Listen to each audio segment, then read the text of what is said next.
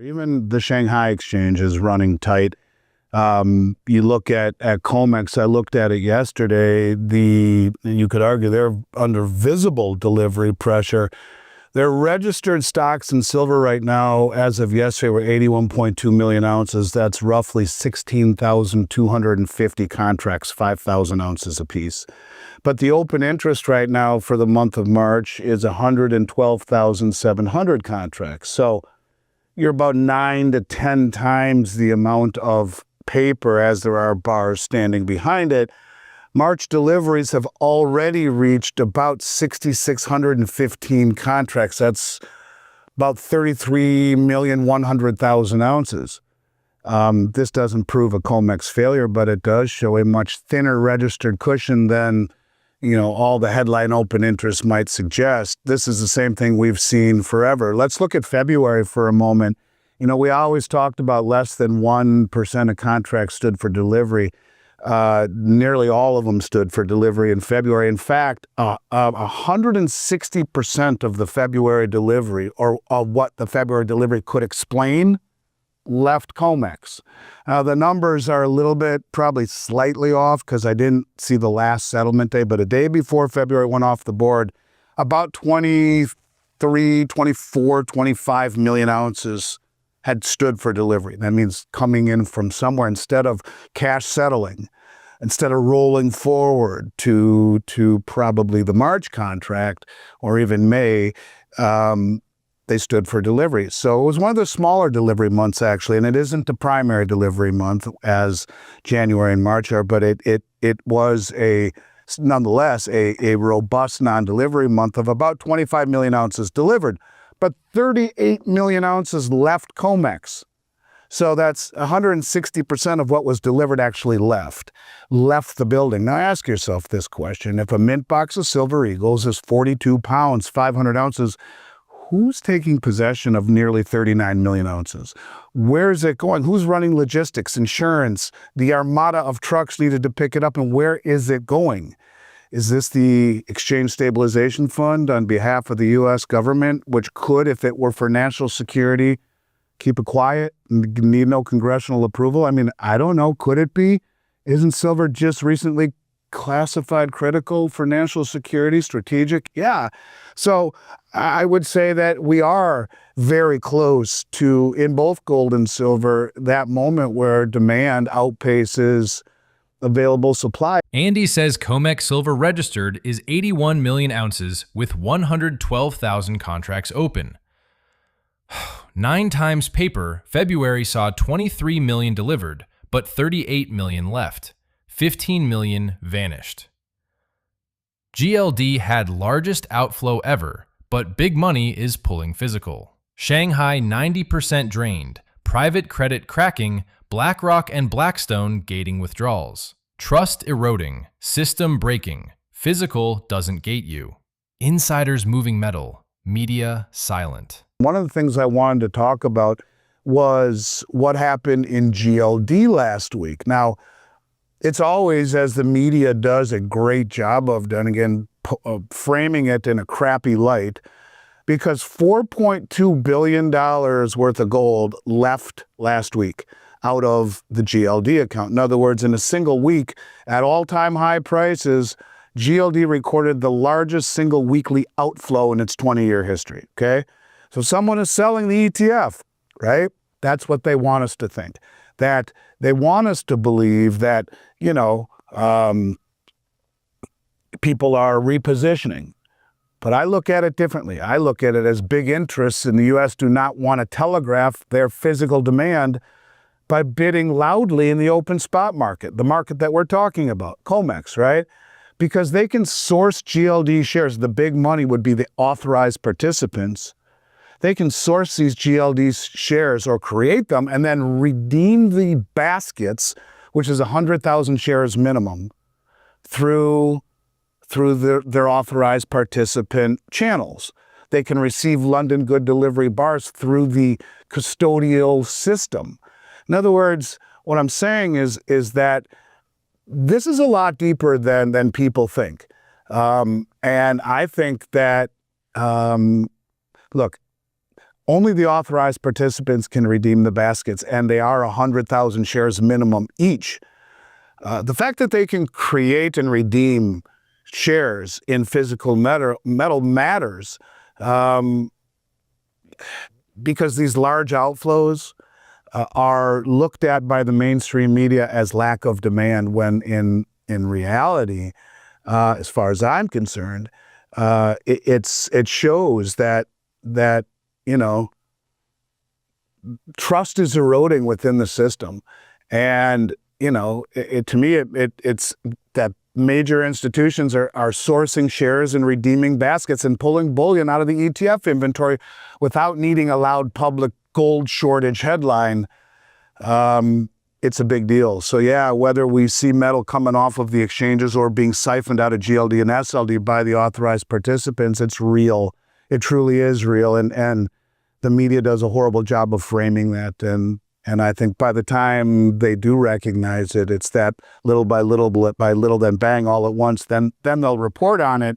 It's too late at that point. And I think that's what you see happening through metal leaving Comex, metal leaving Shanghai, metal leaving the LBMA, metal being pulled out of the ETFs. This is a big deal, and it happens slowly so as not to completely flip over the apple cart. Most people say, well, why not just buy it all, because the whole thing would end. So they've been doing it slowly. It's accelerating, and it's now becoming a little bit more visible. Yeah, I wanted to put one more data point in there to what you just discussed in overview, and that is from David Jensen's interview most recently on our channel. He said that the Shanghai physical metal availability was already down 90% from where it had started at its peak, and that at the current run rate, 6.5% per day were being drawn down of that physical availability. If you do the math, that's about 16 days or so till you run dry. What kind of hijinks get pulled when you get close to zero on these exchanges to prevent that from running dry, and how long can that can keep getting kicked down the road? I don't know, maybe you see a glitch like we've seen 4 times in Comex, 2 on the upside, and then the circuit breaker's not working twice on the downside. I think you get closer and closer to a force majeure. If we look at the Comex as an example, they like to when they talk about numbers, first of all, the eligible category is not for sale, but when they talk about deliverable numbers, they typically will take the entire registered category and half of the eligible category, because in theory, higher prices could pull a lot of that eligible metal into the market. What it really means to me is that you're going to need much higher prices to incentivize that metal that is sitting ineligible to move into registered. It's not good. It isn't good, because what it really does through the manipulations of the markets, which, let's just face it, we can't even discount the fact anymore that markets are manipulated, right? And because of that, trust in the institution has been eroded, and that's why you've seen the market in backwardation for so long. And in silver and gold, they should never be in backwardation.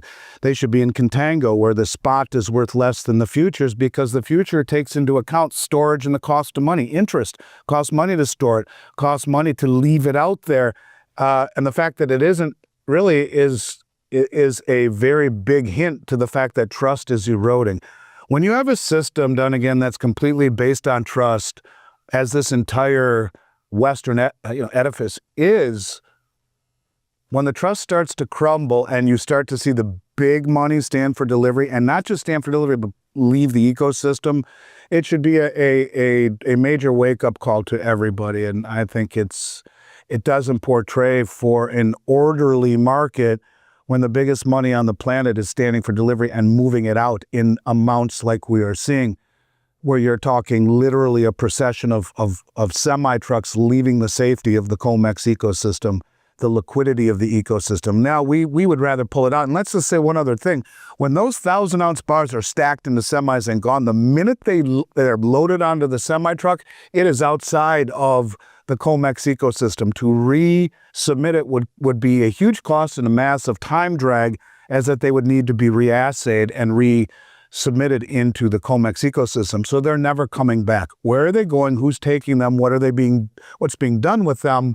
Well, I think ultimately you're going to see pricing move eastward, where the concept of futures market controlling the price is something that when it was built under the right spirit or with the right spirit, where you're using it to offset risk, to hedge risk. A gold producer mining gold can sell it forward, his production, at an adequate price, removing the risk, and the jeweler or the fabricator who needs the gold and silver, who takes the other end of that contract, is happy that their source is guaranteed. Or a farmer planting a field of wheat in April is concerned about the growing season, but the baker who needs the wheat in September is happy to take the future production at this price. Everyone is happy. You offset risk of your operations. Well, when it becomes a gambling casino, you have problems where big money can control the price of a commodity through the futures market. That's the tail wagging the dog. It shouldn't be that way. And I think it will ultimately move eastward to places like Shanghai, to places like Dubai, to places like St. Petersburg, the new Brinks exchange. All of these places around the globe that value gold and silver perhaps in a different way, and mostly on a cash and carry basis, where it's not a futures price creating it, it's the immediate value for delivery that creates it. So you see some sort of a force majeure or worse, or a failure to deliver in London.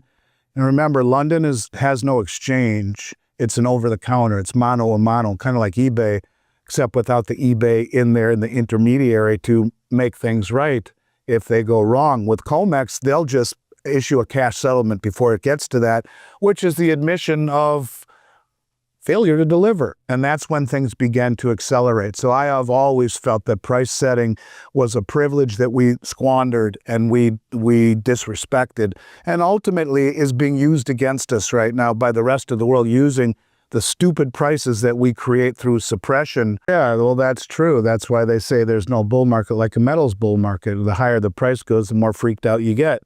You're not doing it to become wealthy.